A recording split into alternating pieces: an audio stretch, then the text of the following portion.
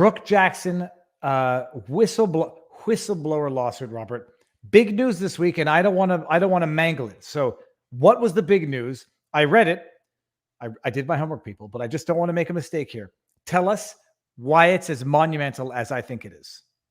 So, yeah, this is the case. This is the case for many reasons, but this is the case about the COVID vaccines, period. This case makes or breaks and shapes the future of whether or not we're going to have public health, democratic public health in America, period. Because what this case about is Brook Jackson, long-term involved in clinical trials.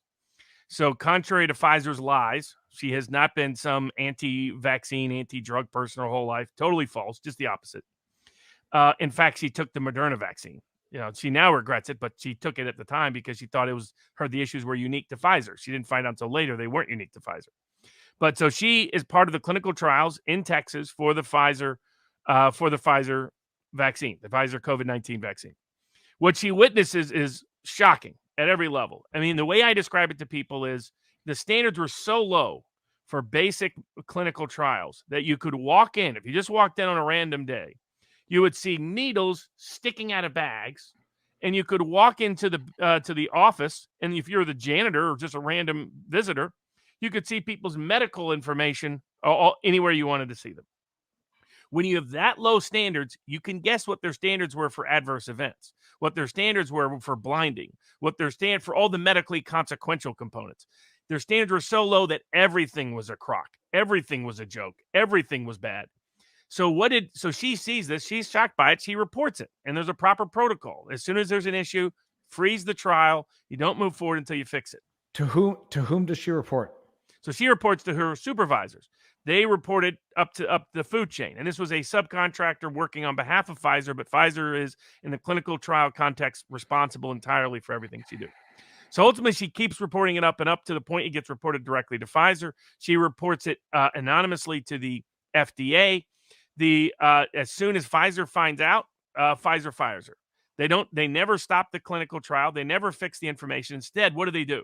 They falsify, forge, commit fraud. They falsify their certifications. Because there's a bunch as part of this process. And here's what Pfizer tried to do. And they've done this with governments all across the world. They've been trying to buy immunity by legal contract. So they cut a deal with the Defense Department. The Defense Department's going to be the institute giving out, not just to its own members, but across the country to the COVID-19 vaccine. And so that first initial contract, which has been constantly upped, was for almost $2 billion. In that contract, what rather than the Defense Department trying to recreate, because this was during the Trump administration, rather than them trying to recreate all the FDA requirements for what it would be a safe, like the Defense Department knows how to, this is a very unusual contract for the Defense Department. They're usually doing defense contractors with things they know about, military equipment, etc. What do they know about vaccines? What do they know about drugs? No idea, really. So they say, you know what? Before we issue you any check, you've got to go through the FDA process. And the FDA process included all these rules, regulations, restrictions, required all these forms be filed, all this documentation be kept, etc. All those rules exist for the ultimate purpose of making sure that the drug is safe and the drug is effective and that it meets the risk-benefit requirement for an emergency use authorization, which requires that the FDA weigh the risk of the drug versus the benefits of the drug, and they should do so on an individualized, stratified level to create a risk chart so that medical care providers can give competent advice to people. But all of that depends. What people don't realize is the FDA doesn't do these tests. The private drug company does. They depend entirely on the private drug company, which funds large portions of the FDA's budget, to be honest and accurate. So it's always been a huge risk. You have people who are getting paid to get the drug through, not getting paid to be accurate, not getting paid to be safe.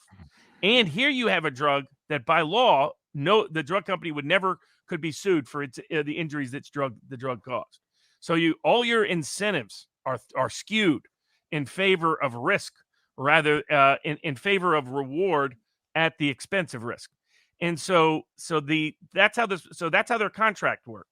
By the way FDA comes up, so she documents paragraph after paragraph, photo after photo, inside information after inside information, all the problems, that this was just a complete disaster, that you can't trust any of the records and information from the clinical trials. They did not meet any of the relevant requisite standards, regulatory or otherwise, that the forms themselves, forms that are designed to say, okay, I'm going to say under penalty of perjury, this is true. I'm going to make a statement important to the government that this is true, meaning I can be personally, federally, criminally prosecuted if I lied or it's false. Does it? So what do? They just falsify all of them. They forge it. They fraud. They change the data. They change the documents. They change the information. They don't report accurately anything that was taking place. They hide it. They fire the people that reported them and ratted them out. And their legal defense isn't that none of those things happened. Their legal defense is, oh, we did a deal with the Defense Department, and the Defense Department just required the authorization to be issued. And that's it. It didn't require we comply with any of these regulations. So it doesn't matter if we engaged in mass deception of the FDA in order to get that emergency use authorization, because the Defense Department would issue the check once we got it. Who cares how we got it? So they thought they contracted their way out of the problem. And they were doing this repeatedly. Defense Department would say we rely on the FDA, but the FDA wouldn't actually institute the mandate or write the check. So they would say, oh, the Defense Department, you can't sue the Defense Department, or you can't sue, in this case, Pfizer, because of this sort of regulatory circular escape game that they're playing. So we filed about a 40-page brief in opposition detailing how the False Claims Act, which is colloquially known as a qui tam action, where an ordinary person is bringing a claim on behalf of the American people, saying this was fraud in the billions of dollars just directly, and it has impact into the trillions in terms of damages and penalties and fines and enhancers. So, but you're in the billions of dollars, the American people are out of money for something that was unsafe, ineffective, and not really a vaccine, due primarily and principally to the lies and deceptions that the drug companies engaged in during the clinical trial process. So this claim, if they have moved to dismiss on grounds they can't be sued because of this circular contractual argument. They even claim, hey, we cut a deal that said you have to go to ADR and an alternative dispute resolution. So courts can't even hear this and juries can't even hear this. They think they can contract their way around the False Claims Act, contract their way around constitutional rights and remedies to judicial access in federal courts. And we'll see what the judge does. But so legally, we're absolutely, we have case after case after case that is pertinent and appropriate and applicable that shows we should win. I put up the entire brief at vivabarneslaw.locals.com so you can read it for yourself.